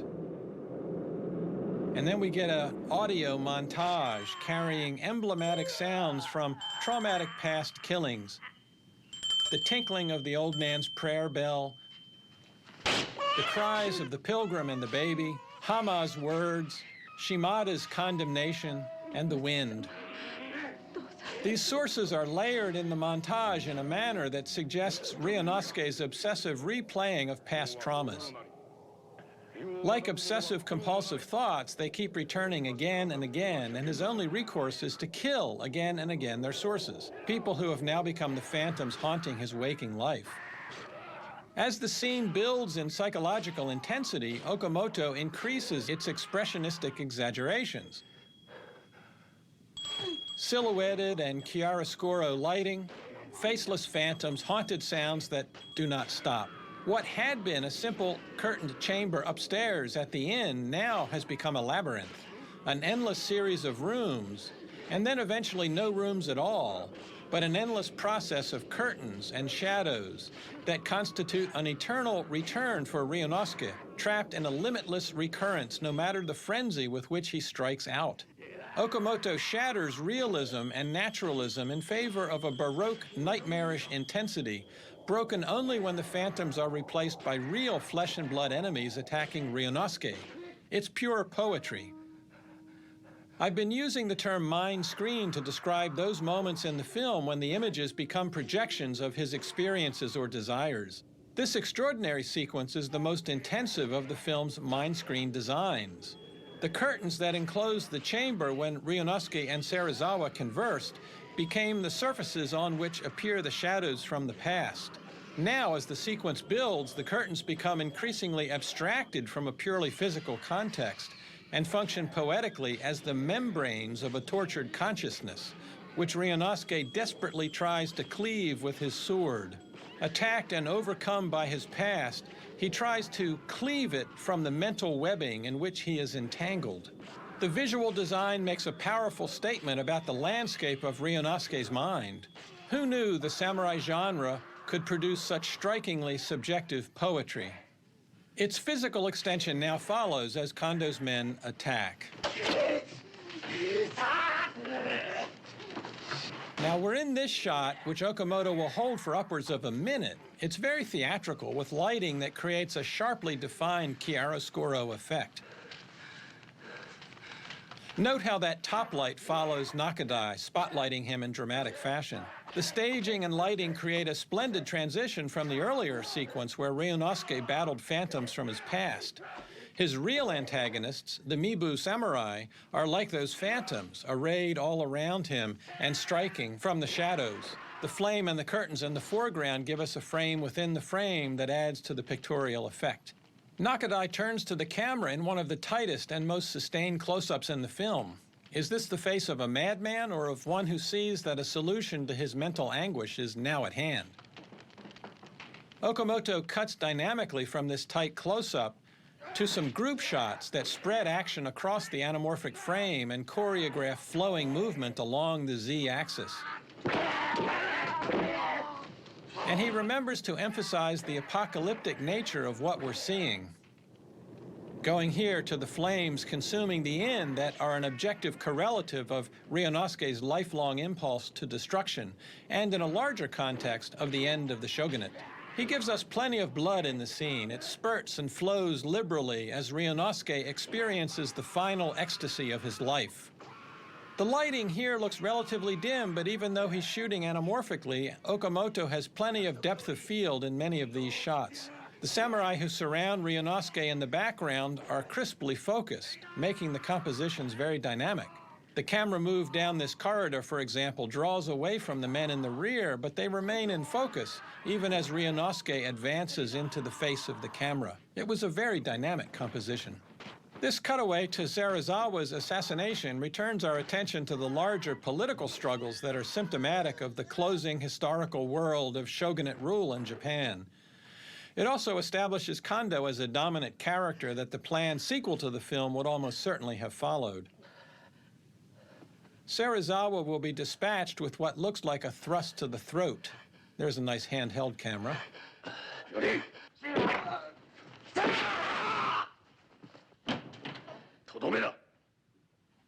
And his death is going to cue another insert of the conflagration, the fires that are threatening to consume all. Some of these shots are handheld. Okamoto is going to the limit stylistically in this final section of Sword of Doom, using every tool he has to make the finale truly memorable. We've got really dynamic depth of field staging, particularly once he crosses the corridor and gets inside the next room. Look at how people just tumble into the face of the camera. And we retain focus on the background details. Action falling right into the face of the camera.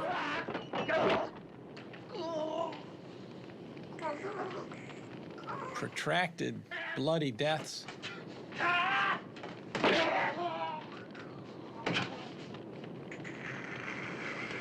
And a really nice extension of depth here in the frame as this victim falls across the chair. And we've got another antagonist there in the background.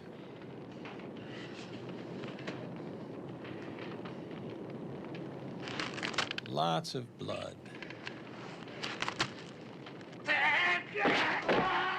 This spastic handheld shot creates an energy very different from the steady lockdown cameras we've been seeing thus far. It's another of the many traveling shots in which Ryunosuke moves toward the camera in the film, and the depth of field here is very shallow, creating a sense of physical isolation. Perhaps it's the isolation of madness, evident in his maniacal laughter. Now we're back in the perspective of a lockdown camera and a beautiful shot that lasts nearly 45 seconds, composed in deep focus and gorgeous lighting. Backlights and cross lights. As he moves through these rooms,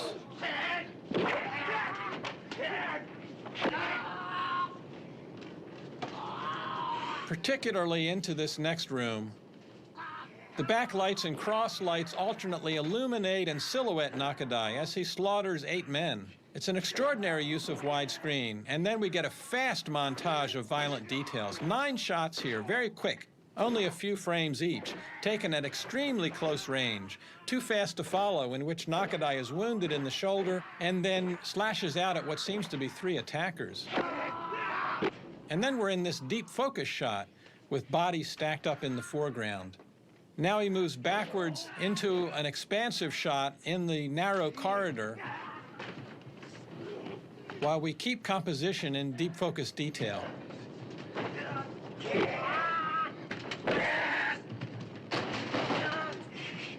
Another close-up of Nakadai, a 180-degree reverse field cut, and then a splendid deep focus master shot that Okamoto is going to hold for several beats as he choreographs action into and out of the frame. Nakadai slaughters a few hapless enemies in this comfortable wide framing before Okamoto unleashes another flurry of very fast, tight, disorienting shots. And this time they're going to have plenty of gore and dismemberment.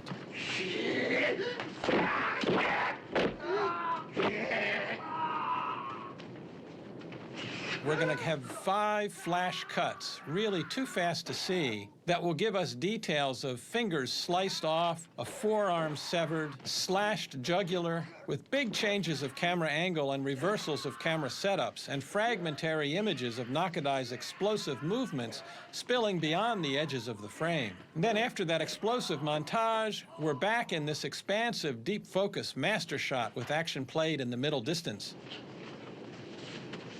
Nakadai slashes 3 opponents, and everybody hangs in the air, Nakadai's exhaustion resembling their frozen death poses. And then the 3 tumble like dominoes. Extraordinary fight choreography, maybe even a little tongue-in-cheek.